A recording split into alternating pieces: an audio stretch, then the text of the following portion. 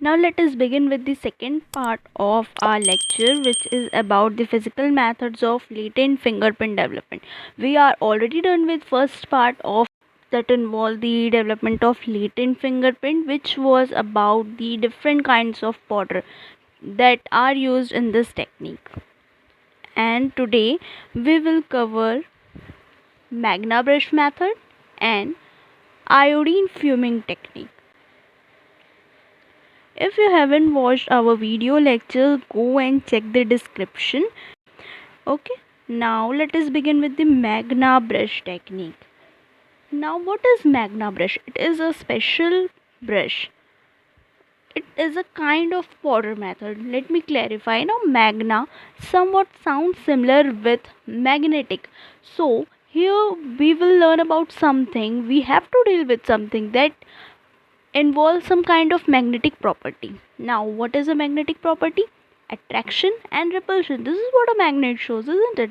Similar pole repel, whereas opposite poles of magnet attract. This is what happens in case of a magnet.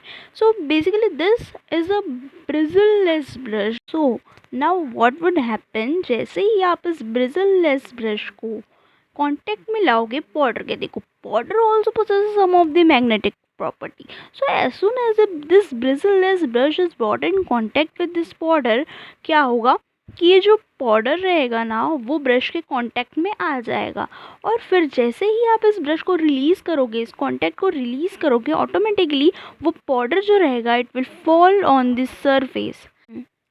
So as soon as the contact is release, जो भी powder present होगा brush में it will automatically fall off. Fall off कहाँ पे होगा? On the surface which contains the latent fingerprint. Now have a look at this. ये ऊपर में एक टिप है. This tip is movable. You can easily move it upside down like that of the cycle pump, है ना, उस तरह से हम इसको भी कर सकते. तो जैसे ही आप अपसाइड मूव करोगे ना इस टिप को, what will happen? The powder contains some of the magnetic property which is why it is attracted. Okay, so जो भी powder रहेगा वो मैग्ना ब्रश से ऑटोमेटिकली अट्रैक्ट होगा. Okay, and we will release it when you will release this pump like structure whatsoever it is. तो वो powder जो रहेगा, फाइनली ग्रेन पाउडर, वो पूरा रिलीज हो जाएगा on the portion that contains the magnetic print. Okay, this is how this process takes place. It is extremely simple technique. But अब देखो इसके एडवांटेजेस देख लेते हैं. इट इज़ क्वाइट इनएक्सपेंसिव, सस्ता पड़ता है, कॉस्ट एफिशिएंट होता है, and surface porous surface basically like that of some word या तो फिर पेपर या फिर stone pieces which contain some of the pores, that surface is termed as a porous surface. But metals के लिए suitable नहीं है, क्योंकि देखो हाँ, metal are not porous in nature, they are not porous. So not suitable for metal मतलब not suitable for non-porous surfaces. Now most important of all, iodine fuming technique. Listen, कुछ books में iodine fuming technique को chemical methods में दिया हुआ है, but according to me, मैं I am preferring B S Nabar, and B S Nabar sir की book में आयोडीन फ्यूमिंग टेक्निक जो है वो फिजिकल मेथड में दी हुई है. बट लॉजिकली अगर देखा जाए तो आयोडीन फ्यूमिंग टेक्निक में ऐसा कोई भी केमिकल रिएक्शन नहीं हो रहा है, which is why we can undoubtedly say कि it is a kind of physical method. तो it involves detection of fatty acid. So it is composed of numerous inorganic and organic components like that of electrolytes, NaCl, amino acids and fatty acids as well. तो fatty acid component जो रहेगा sweat का, it will be detected by the iodine fuming technique. Now surface which are suitable for using iodine fuming technique are basically porous like paper या फिर wall की surface, है ना, या फिर कोई रॉ वुड का सरफेस है, we have already seen in the case of magna brush method. फिर कार्डबोर्ड का surface, this are all the porous surfaces, and iodine fuming technique को हम इसमें अनडाउटेबली यूज़ कर सकते हैं. फिर देखो अब देखो मेथड क्या होता है. सबसे पहले ना वो वेपर्स होती है आयोडीन की.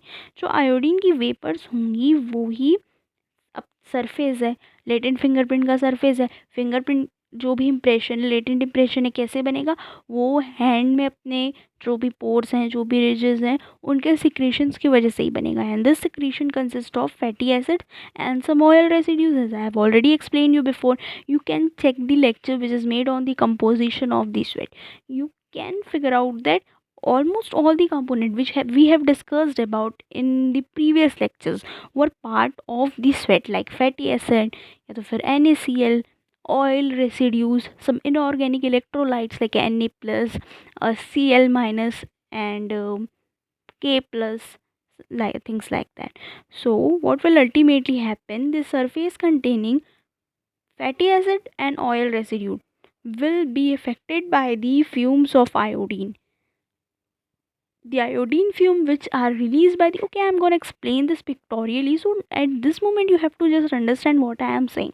Okay, so the fumes of the iodine will get absorbed. कैसे absorb होगा, physically. कहाँ पे absorb होगा, surface पे. वो latent fingerprint का surface automatically absorb कर लेगा iodine की fumes को. अब हम fumes कैसे देंगे, क्या है, I will explain you step by step, so you don't have to worry about it. And ultimately yellow brown color will be obtained on the surface. ये देखो like this. यहाँ latent impression था. latent impression मतलब कि वैसा impression था which is not visible by the naked eye. And फिर वहाँ पे जब आयोडीन की फ्यूम पास की गई तो सम ऑफ दी येलो और ब्राउनिश कलर का एक इम्प्रेशन फॉर्म हो जाता है. Okay, so photograph it immediately, because ये बहुत ही शॉर्ट टर्म के लिए विजिबल रहेगा.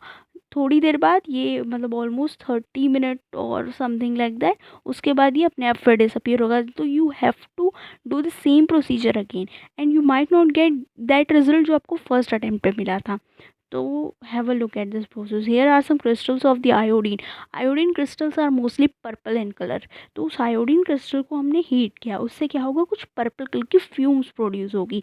अभी जो फ्यूम्स है ना, उसके ऊपर हम उस सरफेस को लाकर रख देंगे. जैसे सपोज कोई पेपर है फॉर एन एग्जाम्पल, तो उस पेपर को हम लाकर इस फ्यूम के ऊपर रख देंगे. Now what will happen, you have to wait for some time and उसके बाद कुछ इस तरह से इंप्रेशन अपने आप आपको दिख जाएगा, वहाँ पे obtain हो जाएगा on the surface, on the porous surface or whatsoever the surface it may be. I hope you are quite clear with both the topics, and this was the last part of the physical method for the latent fingerprint development. After this we will cover the chemical methods. देखो chemical methods थोड़े से complicated होते हैं, so you have to understand it very well, because maximum question जो होते हैं are covered from the chemical method whole sole in UGC NET examination. So you have to be very careful with the chemical methods and you have to understand each and every word of the chemical method basically कि like वो किस चीज़ के लिए use होता है. For an example अभी हमने देखा कि आयोडीन फ्यूमिंग मेथड जो था बेसिकली फैटी एसिड कंपोनेंट के लिए यूज़ होता है. पाउडर्स जो होते हैं वो ऐसे किसी पर्टिकुलर कंपोनेंट के लिए नहीं यूज़ हो रहे होते हैं. ठीक है, it is useful for entire fingerprint, जिसकी वजह से वो आज सबसे ज़्यादा जो वाइडली यूज़ किया जाता है क्राइम सीन पे, एक्चुअली वो पॉटर मेथड ही होता है.